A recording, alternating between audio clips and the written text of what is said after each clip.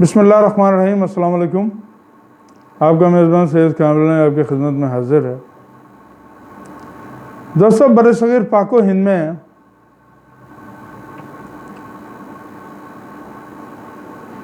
मुतशद्दिद और इंतहा पसंद जमातों के मुकाबले में एक मुतदिल मिजाज जमात वजूद में आई, जिसके बानी इमाम अहमद रज़ा खां बरेलवी रहमतुल्लाह अलैह थे, और ये जमात अपने आप को बरेलवी कहलाने लगी। इसके मुकाबले में जो जमातें थीं, अहले हदीस और देवबंदी, वो ज़रा रिजत पसंद, मुतशद्दिद थे अपने ख़यालात में, और पाकिस्तान में आ गए भी यही सिलसिला चलता रहा काफ़ी अर्सा तक। लेकिन वो ख़यालात की हद तक ही थे, लेकिन फिर जनरल ज़िया-उल हक़ के दौर में वो ख़यालात से बहुत आगे बढ़ गए, अमली मैदान में आ गया। वो मुतशद्दिद से इंतहा पसंद बन गए, और ये फिर इंतहा पसंदी से दहशतगर्दी की तरफ आ गए। बरेलवी जमात मुतदिल मिजाज लोगों की जमात थी, जिन्होंने इस नफ्सा नफसी के दौर में एक दरमियानी रास्ता अपनाया और मुतदिल मिजाज नज़रिया पेश किया, जिसको लोगों ने अप्रिशिएट किया। सिर्फ सुन्नी ही नहीं, शिया भी इसको अप्रिशिएट करते थे और अभी तक करते हैं। जो लोग बच गए हैं उनको अप्रिशिएट करते हैं। आज से 27 साल पहले एक जमात वजूद में आई, इन्हीं नज़रियात की हामिल, जिसका नाम था दावत इस्लामी। बहुत पुरअमन, बहुत सादा, बहुत मुखलिस, बहुत इखलाक बहुत अच्छे थे उन लोगों के। किरदार को डेवलप किया उन लोगों ने अपने। जो लड़के मुख्तलिफ़ किस्म की बुराइयों में पड़े हुए थे, वो तौबा ताइब करके उस जमात की तरफ आए, और फिर उनकी किरदार साजी की गई, यानी कि माशरे में रहने के काबिल बना दिया उनको। बिलाशुबा इसमें कोई शक नहीं कि बहुत से लोगों ने उनका मजाक भी उड़ाया। सफ़ेद पगड़ियाँ बांधा करते थे, वो सफ़ेद लिबास पहना करते थे, और अपने आप को जन्नत के तोते कहा करते थे। लोगों ने उन्हें तोता तोता कहना शुरू कर दिया, तो उन्होंने इस बात का भी कोई बुरा नहीं मनाया। हत्ता कि कई लोगों ने उन्हें यह तक कहा कि तुम अपने आप को जन्नत के तोते कहते हो, और ये हिजड़े जो हैं ये अपने आप को जन्नत की चिड़ियाँ कहते हैं, तो तुम तोते और चिड़ियाँ आपस में शादियाँ क्यों नहीं कर लेते? तो उस वक़्त इब्तदाई ज़माना था उनका, वो लोग किसी बात का बुरा नहीं मनाते थे, बल्कि कोशिश करते थे कि लोगों को इकट्ठा करके उनको हदीसें, रसूल पाक सल्लल्लाहु अलैहि वसल्लम की हदीसें बयान फरमाई जाएँ। और बहुत सारे लोग, असल में ये जो जमात थी ना, ये तबलीगी जमात के मुकाबले में वजूद में आई थी। तबलीगी जमात के लोग जिस तरह लोगों की जहन साजी करके, बच्चों की और बूढ़ों की जहन साजी करके उनको अपना हम ख्याल बना रहे थे। शुरू में बड़े सबज़ बाग दिखाते हैं, इनका असल चेहरा बाद में खुल के सामने आता है कि ये अंदर से क्या है। तो उसके मुकाबले में एक मुतदिल मिजाज जमात सामने आई, जिसने लोगों को अच्छा बना के पेश किया। लेकिन हुआ क्या, अचानक 27 बरस के बाद हमें ऐसा लगा जैसे हमको ख्वाब देख रहे थे। अचानक हमारी आँख खुल गई, हैं ये क्या हुआ? ये तो बड़े सादा लौह किस्म के लोग थे, इन्हें क्या हो गया? इनका जो अमीर था वो भी बड़ी अच्छी बातें करता था, बल्कि हम तो उसे हुसैन ही समझते थे। ये अचानक क्या हुआ? ये अचानक किसने उसकी ब्रेन वॉशिंग की? किसने उसका दिमाग ख़राब किया? कि हुसैनी से अचानक यजीदी बन गया। अरे 1,24,000 सहाबा को छोड़ के सिर्फ एक बागी का ही उर्स मनाएगा? अरे लोगों को पागल समझा क्या?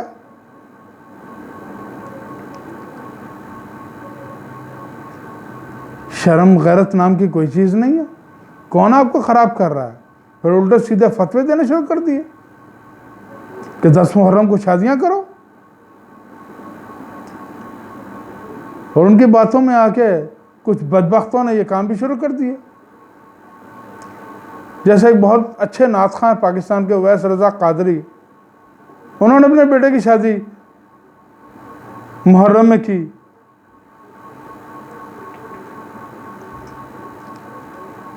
शर्म नाम की कोई चीज़ नहीं है। देवबंदी तो चले अपनी बेगैरती के हाथों मजबूर हैं। उन्होंने तो हुसैन और हुसैनियत से वैसे तकलीफ है। उनका तो काम माशरे में इंतशार फैलाना और बच्चों और बूढ़ों को गुमराह करना है।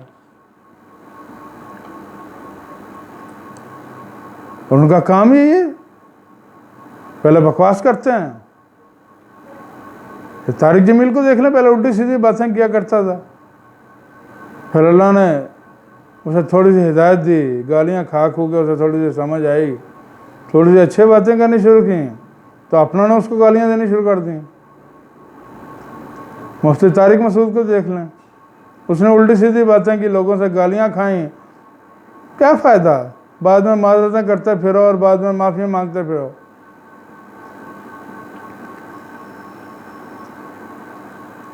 डॉक्टर असरार अहमद को देख लें, क्या हुआ? उसका भी अंजाम बखैर ना हो सका।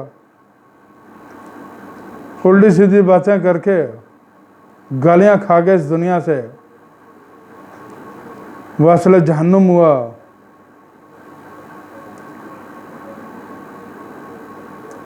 और चेहरा मसख हो गया। वो तो जिंदगी में मसख हो जाता है इनका चेहरा, तो मरने के बाद तो वैसे ही।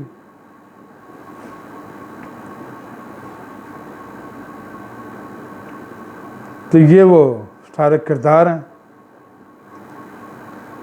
लेकिन बरेलवी फिर भी अपनी हैसियत से बहुत मुतदिल मिजाज वाक़या हुए हैं दूसरों के बनिस्बत।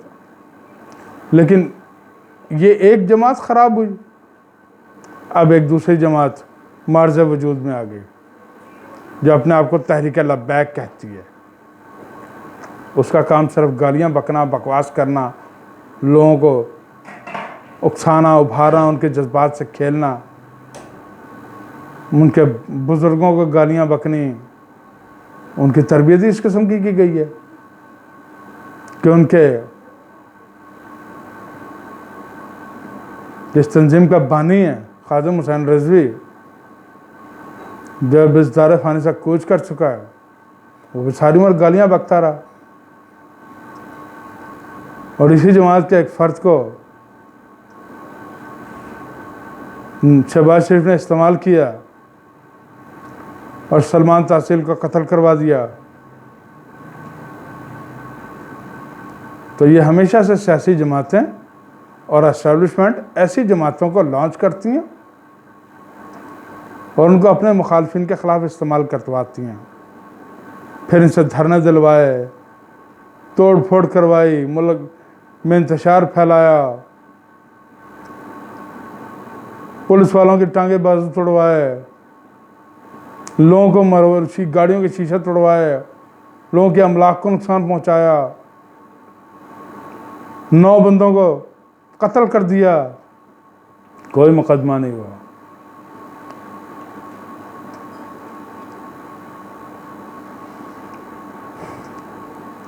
इन सारी जमातों को लॉन्च किया जाता है। सफा साहबा को किसने लॉन्च किया था? किसके मुकाबले में लॉन्च किया? तहरीक जाफरिया को तोड़ने के लिए लॉन्च किया। और तो खुदा भला करे परवेज़ मुशर्रफ का, जिसने उस पर पाबंदी लगाई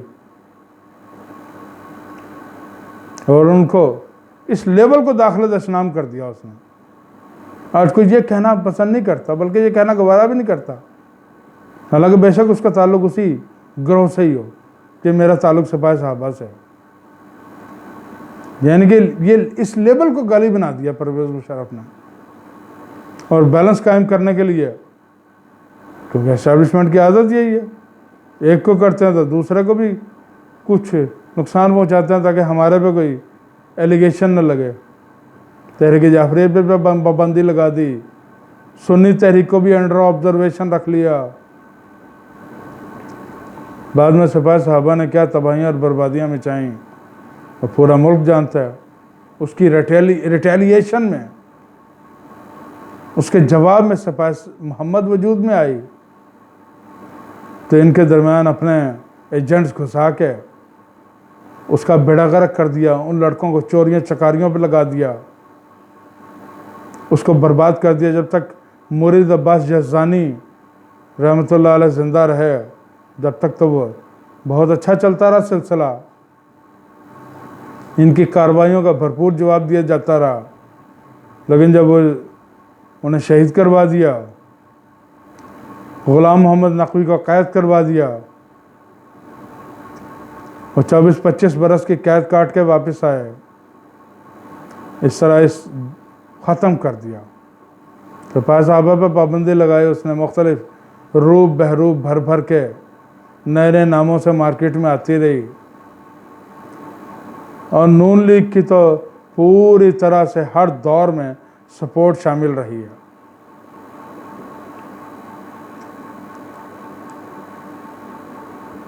खा मुल्ला डीजल हो, खा दीगर इंतहा पसंद तंजीमें, वो हर दौर में इनको सपोर्ट करती है। ये मदरसों के बच्चे ला के उनको सपोर्ट करते हैं, उनके जलसे भरते हैं। और अभी भी मुल्ला डीजल के साथ एक मुआहदा हुआ है कि तुम अपने मदरसों के बच्चे लाओ, हम इक़्तिदार में आके तुम्हें फंडिंग करेंगे।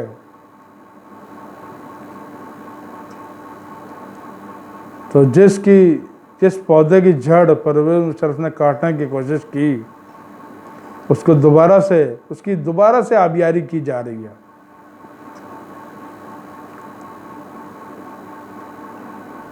पश्तूनों को लड़वाने के लिए अली वज़ीर, मंजूर पिश्तीन, मोहसिन दावड़ को लॉन्च किया गया। लेकिन अब पश्तून आपके किसी बहकावे में आने वाले नहीं हैं।